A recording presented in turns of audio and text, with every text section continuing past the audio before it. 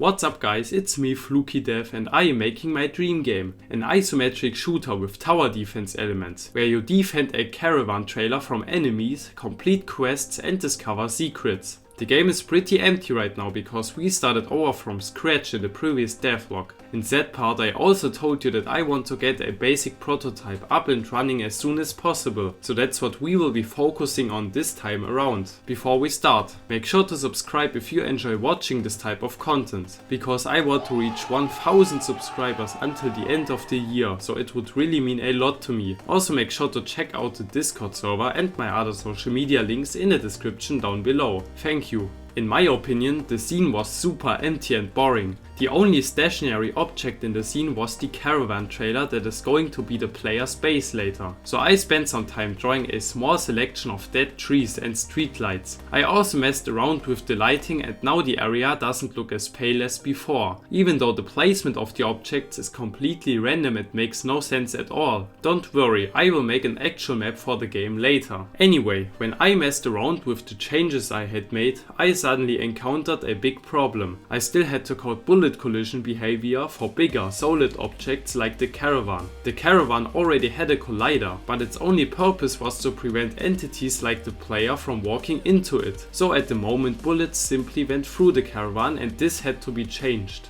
I panicked a bit and started sketching out ideas on how I could fix this problem. The reason why I panicked is because I thought coding the bullet collision was going to be super hard, with crazy complicated equations and stuff like that, because the project is 2-dimensional but the bullet behavior has to appear 3-dimensional because of the game's isometric appearance. In the end it was actually super easy to fix. All I had to do was add a second collider that has different properties and only interacts with bullets, and now the bullets actually collide with the caravan. As you can see, however, sometimes the bullets disappear right before they hit the trailer. This is because the game renders objects with higher Y values behind objects with lower Y values in order to achieve the illusion of a 3-dimensional environment, which results in the bullets being rendered behind the caravan, even though they should theoretically be in front of it. Luckily, I found a simple workaround for this problem that barely required any coding. As soon as a bullet approaches the caravan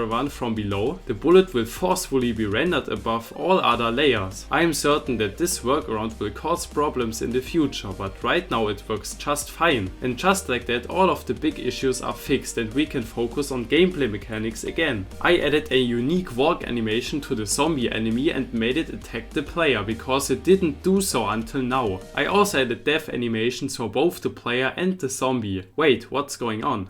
Alright, now it works as intended. Sadly, we only have one zombie at the moment, so let's spawn more. I'm not lying when I tell you that it took me hours to code this and I almost lost my mind while doing so, but now we have zombies spawning outside of the screen bounds continuously. To be honest, this game is already much more fun than the previous version before I started over. Oh no, it's getting way too much.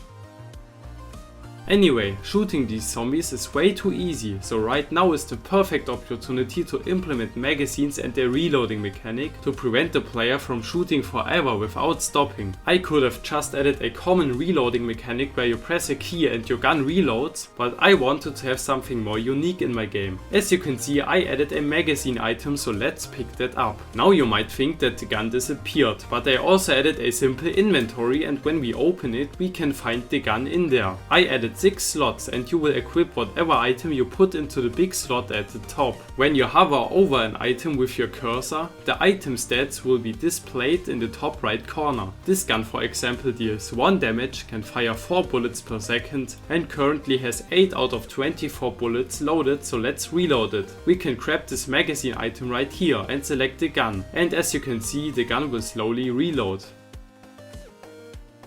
Now the gun is fully reloaded and the magazine item still has a few bullets left in it, so we can use it again later. I know this reloading mechanic isn't very realistic, but in my opinion it's very unique and adds some kind of challenge to the game, because the player can't do anything else while reloading, so it's harder to fight off enemies meanwhile. Another advantage of this mechanic is that it eliminates the need for creating reload animations for the player, which is very beneficial to me because I absolutely hated making these animations in the previous version of the game. After that I added a small icon at the bottom of the screen that displays what item the player has equipped. When you equip a gun, the amount of bullets in your magazine will also be displayed, so you don't have to open your inventory to check your magazine every few seconds. I also added a health bar for the player at the top of the screen. I know the bar is still kind of hard to see, but I will come back to this later. I also added small health bars to the enemies that appear as soon as they take damage. Now that I added health bars, the game was already much more fun to play. But you could never play for long because you only got one magazine when you started the game, which means you could only reload your gun once before running out of ammunition. That's why I quickly made enemies drop items when they die. Right now the only item is the magazine and it has a 10% chance of spawning. It should have at least. I just tested it and it worked just fine. Now I want to record some footage and no magazines drop at all.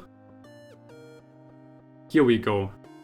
As you can see, the amount of bullets in each magazine is also random. Now we finally have a simple working gameplay loop, but it becomes boring after some minutes. So let's add new guns and improve the enemy spawning after that. I replaced the boring basic gun with a pistol, 2 machine pistols, 2 rifles and a shotgun. Each of these guns has its own unique stats and all of them are super fun to mess around with. And now let's focus on the enemy spawning. We only had one enemy at the moment, so I thought that it would be a good idea to add new enemies first. The first enemy I wanted to add was an armed bandit that attacks the player and has a decently more complex algorithm than the zombie enemy. This caused a series of bugs at first, but now we have a bandit enemy that runs towards you and starts shooting as soon as it's close enough. It will run away if you get too close to it and it also has to reload here and then. I also made the enemy's torso rotate back and forth slightly while it's shooting, because it was way too overpowered before that.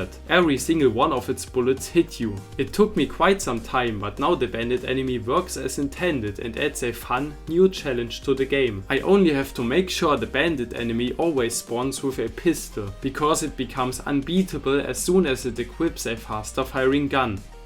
And just like that, I already covered all the changes I have made so far. The prototype is almost done now, and all that's still missing is some user interface to start rounds, as well as stuff like a game over menu. We will focus on all of these things in the next devlog before giving the prototype to the game testers in my Discord server. So if you want to test this game and give some useful feedback, make sure to join my Discord server. The link is in the description. Also make sure to like and subscribe if you enjoyed watching. Have a great day and see you next time.